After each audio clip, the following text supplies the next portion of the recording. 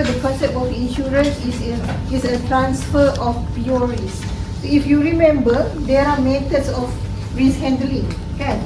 So we concentrate on two methods, which is a risk transfer, okay, and the second one is risk sharing.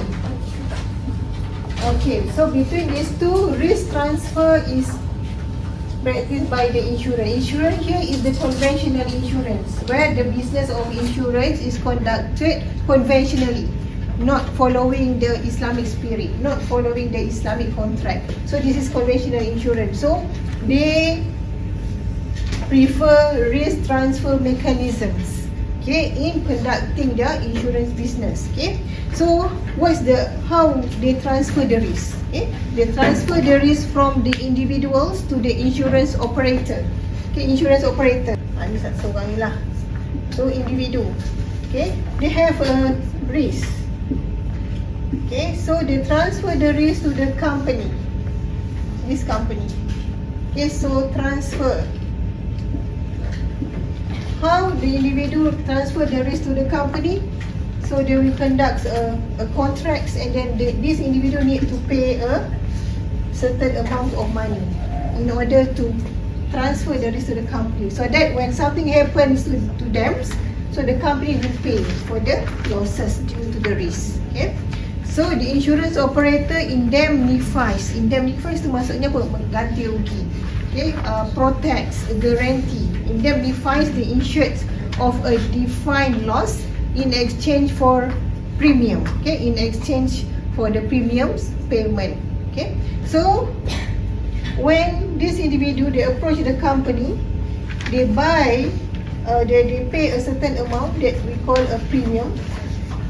Okay, so this company they will prepare a contract. Okay, so we prepare a contract. This contract they will list down what are the risks that will be covered. What are the risks that they accept from this individual, okay, for them to be protected. Okay, so insure against pure risk only. Okay, pure risk. What is pure risk? Pure risk apa? The risk that is purely, originally comes without our expectations, like a death. Can we expect when we will die? No. Accident. Can we expect that we will involve your accidents today, tomorrow, and later on? No, never. So that types, the only types of risk that will be coverage, and will have a coverage from the conventional insurance, or the takafulah. Okay, so now that is the concept of insurance generally lah. Okay, so now this is the mechanism of insurance. Mechanism of insurance, where there is a yang ni, the individu, okay, the policy holder, they have a risk like us. We have a risk in our life. So what we can do to prepare upon the risk, to face the risk if it happens to our life, so what going to happen to us? So we need to be prepared. Okay, so how to prepare to face the risk is we can approach the insurance company. Like in this example, the policy holder approach the insurance company. Okay, so this policy holder, they need to pay the premium. They call a premium. Okay, so there is a concept of premiums, policy holder, insurance company. Okay, and then what are the types of contract that signed between them? They signs a contract of sale. Okay, sale contract. Sale contract between this policy holder and insurance company. Sale contracts. Sale. It is sale. Okay, insurance company, they sell protections. They sell the contract of protections.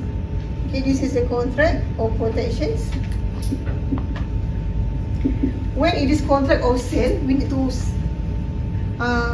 need to pay something. Kan, sale contract kan, products we transfer kan. So this is the subject matter, and then they have to pay the price.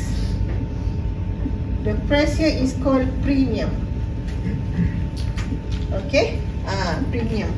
Premium, selling of premium.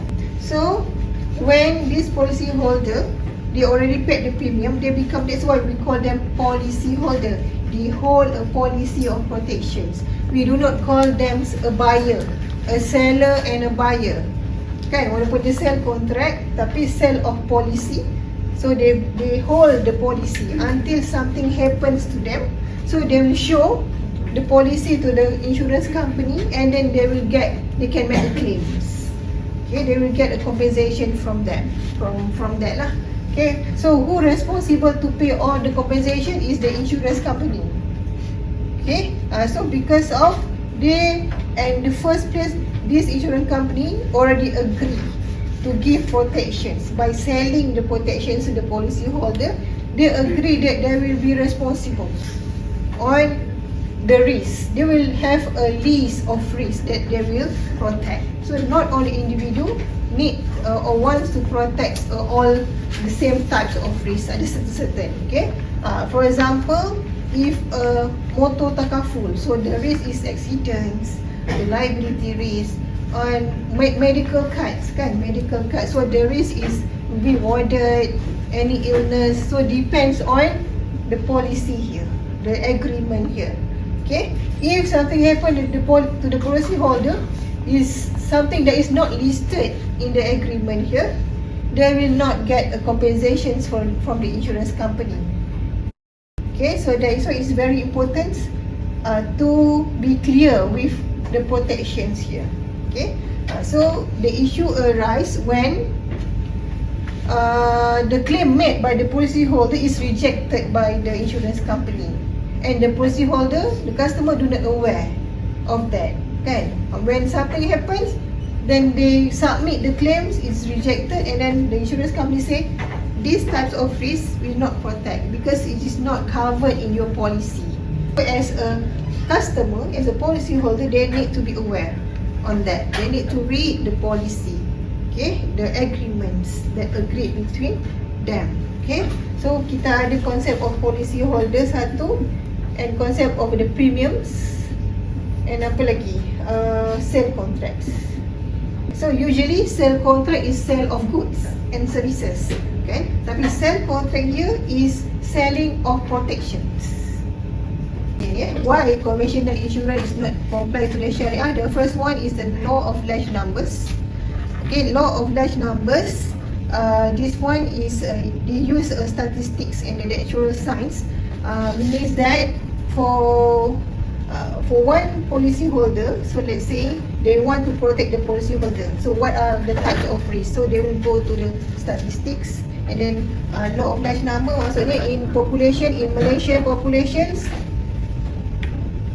what are the risks that usually faced by the Malaysians? What are the types of illnesses? What are the type of cancers? So from that, they will structure their products. They offer the protections upon that. Okay, it is not based on the individual selections. Usually, they will package one product. So this product will cover the list of the illnesses. So how they come up with the list? They use a law of large numbers. Okay, and second one is for based on gender. Okay, so the maturity age ataupun the age, the death of the age death. Maksudnya the longer for male and female based on the gender, usually female will survive ataupun will stay longer compared to the male. So based on law of large number tu lah. So because of that, usually they will package the products. For example, okay, for females, you will be covered until 80 years old, because majority of nation female, they die using this age. For men, we will cover you up until 70 years old, something like that. Okay, that's the law of large number. Okay, and also this is gender. Okay, this is the technical part of the insurance business lah, how they come up with certain premium, certain payment. So male, female, okay, female is high risk. Okay, the same age, for example 25 years old, you need to pay the premiums 150. So male is low risk because not many illness. Okay, so same age, you just need to pay 100 ringgit. Okay, so based on our backgrounds, based on our gender and other factors, so they will decide how much that we have to pay. Okay, like a smoker, non-smoker, smoker is high risk, so high premiums. Okay, and then based on sector, work sector, if we work at sector constructions is high risk, so we need to pay a high premium. Okay, education sector is low risk, so low premium. So that is the law of large number lah that practiced by the insurance. Okay, now, okay, the first things why conventional insurance is non-Sharia compliant because of their objective. Their objective is profit maximization. Okay, profit, whatever it is, profit go first. Even though the business is to kinds of give protection to the customer, to the policy holder. But when they run the business, the way they set the price, the premiums, they will go first for profit maximizations. Yeah, profit maximizations. Meaning that whatever it is. For example, if they want to offer a new products, they will study the markets, whether there is a demand, how much profit that we can get. Okay, they don't care about what are the products that need or demanded by these low levels of income earners, B40 groups. Okay, the schemes, the products that can cover a certain group of people. Okay, so they will go to the markets and then they will expect the profit first before they launch any products. Okay, so when this is a sale contract between policyholder insurance company. So when the premium is paid to the insurance company, so this premium become profit for them. Profit lah, like if you sell some things, the money that paid to us is belong to us, kan? So they own this profit. Okay, they own this profit and they have to make sure these premiums is enough to achieve their goals, profit maximization. They have no other objective. Okay, but to compare with the takaful, okay, because takaful is Islamic business. We have the objective is profit, yes, but the main objective is to achieve the maqasid syariah. We have the law. Okay, maqasid syariah. So this maqasid syariah is teaching us how to protect the people, how to protect the wealth, how to protect our lineage, how to protect our life. Okay, so compared to conventional insurance, this is number one. No such thing of maqasid syariah. Okay, so that is why takaful appear. Okay, to promote this maqasid syariah, so that this is a fair scheme, this is a good scheme to everybody. Okay, so now in this slide, okay, profit, how profit is achieved? Profit is achieved through the total premiums minus total claims. That's all. Okay, meaning that the total premiums that they collect, total premiums, and minus all any claims made from the policyholder. Kan, policyholder will make a claims. So they submit to the insurance company. Insurance company we need to pay for the claims. So just minus total claims, then you will get a profit as direct. But in takaful, there is a difference. Okay, because of, I think later on we discuss on takaful a little bit, because the takaful here compared to the conventional insurance is very different. Okay, whereby the takaful operator here, let's say if we replace with takaful operator here, they not the takaful operator is not the owner of the premiums. No. Okay, takaful operator is a agent. Okay, agents later on that manage the fund. Okay, I think later lah, nanti takut you confused kan. Okay, now because today we want to concentrate with the conventional insurance. So that's the concept of conventional insurance, where the profit is 100% belong to them. Yeah. Okay, so the total premium minus primary sales and marketing output. So any expenses, so the rest belong to them. In takaful, no. In takaful, basically the fund belong to the customer, to the policy holder. Okay, so apa lagi? Total claims minus to a certain extent is left to uncontrollable factors lah. So anything lah. But here it becomes the main targets of the conventional insurance. Okay, understand? Okay, so next. Apa tu? Okay, so yes, it is to provide protections and peace of mind, but they have these three. These three elements that make the conventional insurance not comply to the Sharia. The first one is gharar, riba and maisir. Okay, just riba here is not riba as interest like the conventional loan.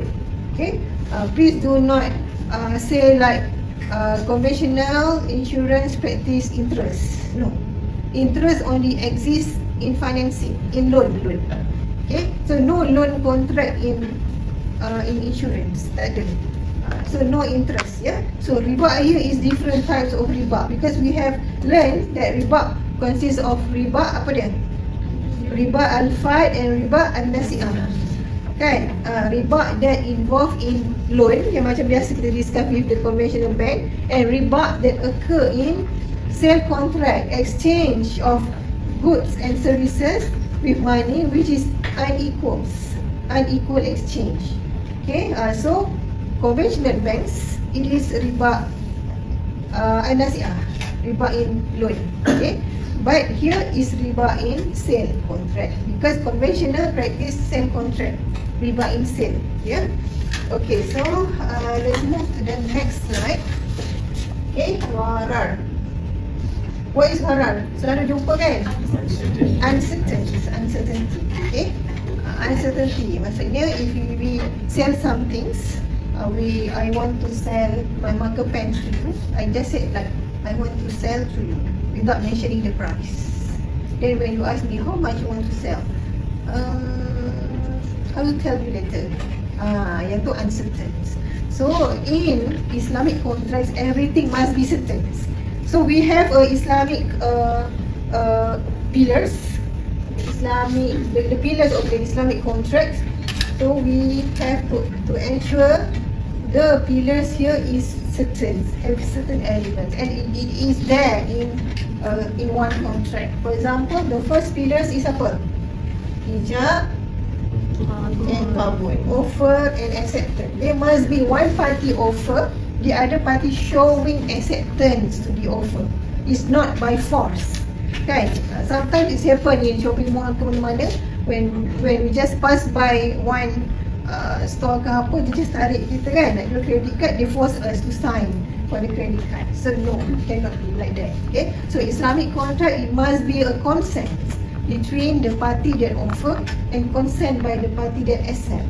You really have to match between the two. Okay, ijab and qabul. So who will perform ijab and qabul? The contractual parties. Kan? Mesti ada orang, people, the parties. If a say buy and sell contract, the parties is a buyer and seller. Kan? Okay, what else need to be there when we want to sign a contract? Subject matter. Kena ada subject matter. Apa dia? What? Okay, subject matter. Subject matter. Maksudnya barang, benda tu ada. If I want to sell to you this marker pen must be here in front of the parties, in front of us. Okay, I cannot say like, okay, I want to sell my house to you, tapi I'm yet to buy the house. Cannot. Okay, I want to sell some things inside the pond, the fish, tapi belum catch lagi. Cannot be like that. So the subject matter must be there. If you want to buy something online, kan, online mesti ada display kan. The seller must display the product with a correct picture, correct color. The product must be there online kat dalam screen. Tak ada yang tiba-tiba blank je then we want to buy. Cannot be. Yeah. Okay, so the next pillars is apa lagi? Apa yang kena ada? You nak buy food in the cafe, at the cafe. So apa yang ada? Makcik dah ada, you dah ada kat depan tu kan. Lepas tu food semua dah ada kan. Apa lagi? You ambil, sebelum you ambil mesti you nak tahu apa? Price. Kan? So kalau makcik tak display price, what do you feel? Uncertain. Kan? Macam berapa ni? Berapa nasi ni? So that is why the seller must display the price tag. Kan? So that it is certain for the buyer when we want to choose. Kan? So when we want to choose something, kita nak tahu. Bukan kita ambil yang tu, ada free. Kan? So kena ada price. So these are the 4 pillars of the Islamic contract to make the contract Islamic. Okay, now we go to the insurance. Okay, when the customer, they approach the insurance company and the insurance company agree to give a protections. So we look at one by one. There will be a ijab and kabul, right? Ijab and kabul means that it is an agreement that mentions about this is a sale contract with insurance company, we will provide protections to you, then you need to pay for the premium. Kan, ijab and kabul usually is done by contract. In a serious contract, in a big contract, usually kena big contract lah, transaction, they must have a agreement. Okay? Ada tak dalam insurance? Adalah the policy. Okay, the policy and the agreement showing all the details about the transactions. Yes, the insurance company will provide that. So meaning that the first pillars is pass. Okay, how about second pillars? The parties. Who are the parties in insurance? Okay, the customer as a policy holder and insurance company. Kan? Provide the protection is provided. Okay. Okay, the second pillar pass. Okay. How about the third pillar? The subject matter. Subject matter. So in insurance, conventional insurance, what is the subject matter? Something that becomes the subjects of the sale contracts. Protections. Protections tu mana? It's a list of protections. Is it occur? Not yet occur. Yeah. So in Islamic contract, the subject matter must be there. We can see. If the subject matter is a risk, the protections, the risk must be there. List dia, kalau macam death, tapi it's not yet die. Kan? Kalau accident is not happen yet. Any illness, any cancer is not happen yet.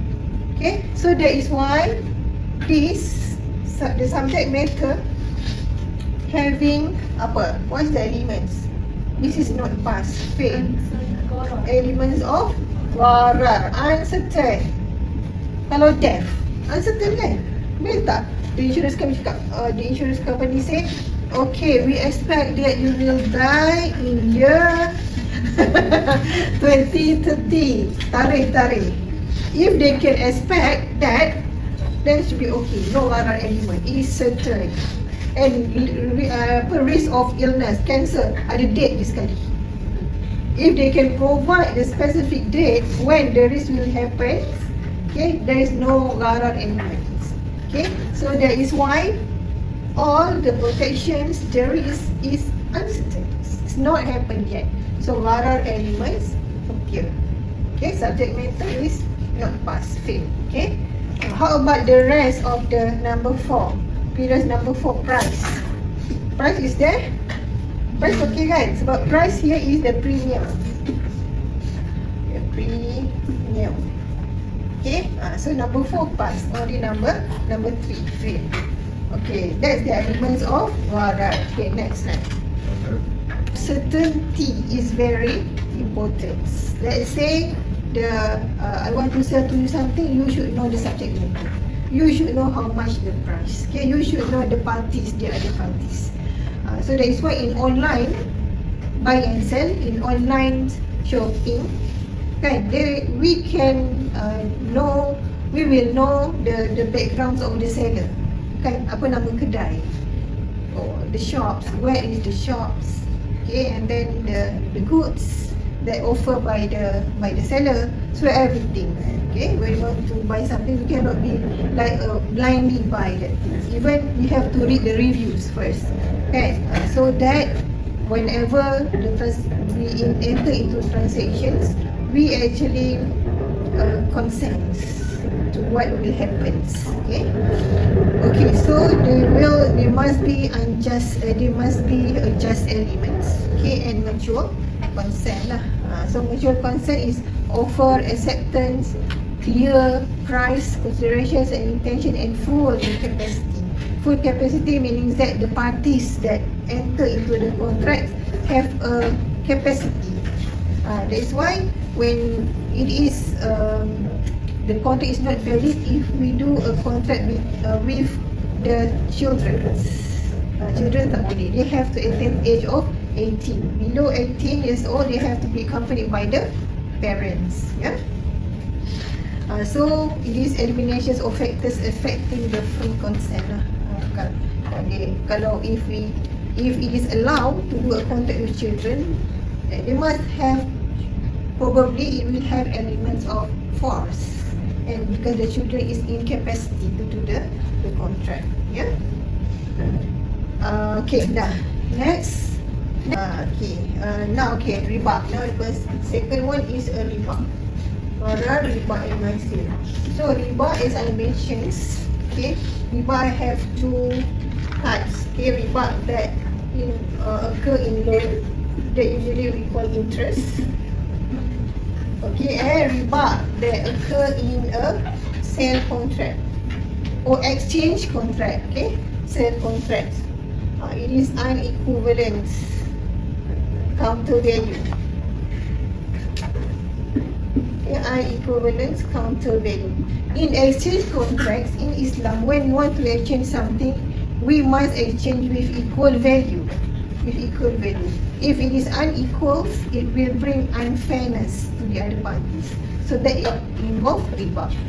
So here riba is the increase, addition, expansions of growth. If we exchange unequal, it can be like one party will earn more from the other party. Okay, so it is expansions and growth. Because usually riba happens when one party wants to take advantage, wants to win more, wants to gain more from the other party. Okay, so next. Okay, so riba ni. So riba trade and because this is based on the this surah Al-Baqarah verse 275. Okay, where this verse is long, but apart from that, saying wa ahallallahu al-bay' wa harrama riba. So there are, Allah mentions two things in this verse, which is ada trade. Allah allow the trading. Trading here is selling. This is a trading. Okay. Okay. But Allah prohibit the riba. So trade, what is trade? Is exchange. Okay. And then fair distributions of risk and return. Trading. When we say trading, it involves efforts. Okay. Efforts of exchange with the other party. Okay. Whereas at the same verse Allah mentions riba is prohibited. Okay, why riba is mentioned at the same time? Meaning that riba can occur in trades. Okay, riba can occur in trade where there is oppressive or unfair distributions of risk and return, because trade also involve risk and return. Kalau sale contract kan, kalau if you do a business, you must have a risk and return. Okay. Trading pun sama macam tu. Okay, but trading having risk and return is okay, but there shouldn't be any oppressive elements. something that is unjustified, unjustified enrichment at the expense of others that may involve in sale. Okay, so if we look at the outside in the markets, so many people venture into a business. Okay, so is it all business having a just elements? Not really. Okay, ada business yang the owner, the objective is a profit. They don't care about people. They do any ways that can give them a more profits, and they also practice cheating or other hidden fees they charge, and then they sell something that is broken, something like that, kan? So elements of unjust elements happens in trading, happen in business. Allah have mentioned it in this verse because Allah knows it may happen. Not all tradings having, but meaning that the trading should have fair distributions, okay, of money, risk and return. It is fair. There should be unfair element. If there is unfair element, that is why riba. This trading may involve riba. Okay.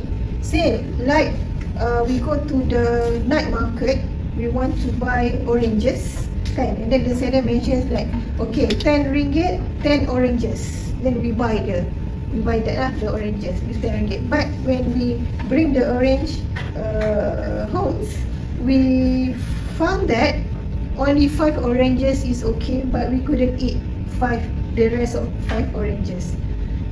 So basically the seller knows there are oranges that broken, the damage.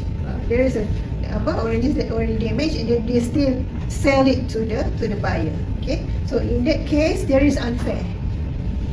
Unequal exchange of value. 10 ringgit that we paid, we should get a good oranges, right? But the seller intentionally just mix it with the oranges that already damaged. Yeah. So that's the example of, I think, very easy example that we can see like in the market, kan, where the seller can mix the goods. Okay. Good and okay, good and not okay, and it's based on our luck. No, it cannot be like that. So as a seller, we have to ensure that everything that we sell to the buyer is good, and the money that we get from that is also good, having blessing, ada barakah. Okay, tapi kalau kita tak tahu, that's okay. But if we intentionally do it, that is riba that occur in tradings and mentions, Allah mentioned in this verse, wa halallahu riba wa harama riba. Okay, if there is no relationship between trade and riba, why Allah put it in the same verse, right? There must be a relationship. Okay, so next value, and duyun is a debt or loan. Okay, so next kita nak tengok which part of the conventional insurance having the riba element. Okay, the first is interest-based investments. Okay, so the first part of the conventional insurance that having the issue of riba is exchange between this policy holder, insurance company. This policy holder pay the premium. Okay, 100 monthly per month, and insurance company will give a protection right through the policy. In this policy, it mentions, is it 100 ringgit? No. In this policy, it mentions about apa dia? Death benefit 500k, accidental benefit is 50k, any critical illness 100k. So they exchange. This is a contract of sale. It is exchange between normal sale is between goods and money, right? The price, yeah. But here between the protections and the premium. So the customer, the policy holder pay 100 ringgit only, but the protections that the company give is 500k. It is equal or not? not equal in exchange lah. Okay, so there is a element, the first element of riba that exists, unequal exchange of counter value.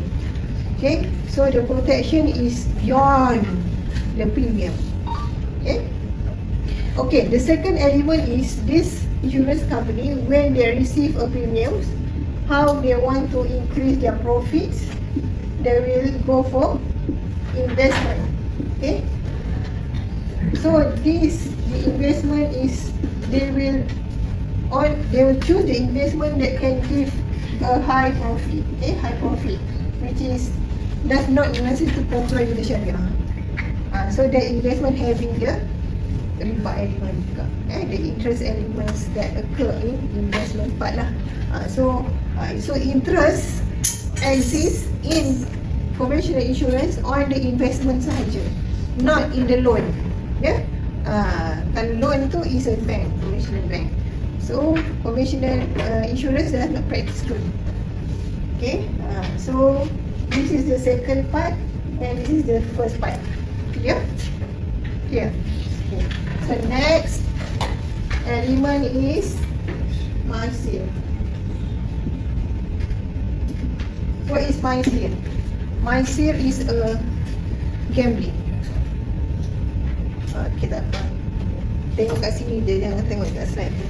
Okay, so maisir is a gambling, gambling. So when people go to in Malaysia, where basically people go for gambling, kan? Okay, so in conventional insurance, so which part having this element? Okay, so now, for example, scenario 1, this policy holder, the mechanism still same, the mechanism of conventional insurance. The first scenario is this A, they already bought this policy for 1 year. 1 year. So during the first year ni, kalau every month is 100 ringgit, so for 1 year, he already paid 1,200, kan? But nothing happens. Okay, so nothing happens. So in this case, if nothing happens, the conclusion is who win? Company. This 100 ringgit is belong to the insurance company, so you paid the insurance company. Insurance company win. Who lost? Policy holder lost. Sebab nothing, no claims.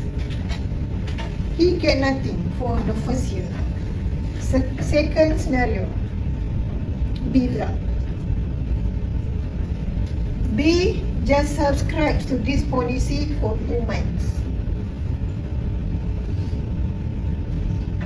And then suddenly he is diagnosed with cancer. 2 months, 2 months means that he paid 200 ringgit only. And he been diagnosed with cancer illness, and then he submit the claims and he got 100k from insurance company. Okay, so in this case, what's the conclusions? Insurance company lost. Who win? B, or policy holder win. Nampak? It means that in any situations there will be win and loss. Dia tak ada win-win. Tak ada. Because it is exchange. The money is already paid to the insurance company, is already withdrawn by the policy holder, right? It is win and loss case. This is a gambling. And the price is huge. It is not a small price, it's not the same price value of the premiums. Okay, the price is higher. Okay? Any case of win-win, tak ada. Only two je. If happen, nothing happens. If happens, yeah, the policy holder will get the compensations. Okay? And then the insurance company have to pay not have to pay the total premium paid, but have to pay the promise. Here, very huge protections. Okay, so in takaful, this not happen because no exchange of contract, no sale of contract signed between the policyholder and takaful operator. No. So takaful practice a different contracts compared to the conventional insurance. Okay, so this is a MySir. Okay, MySir that happens in conventional insurance. Okay, clear? Clear? Okay.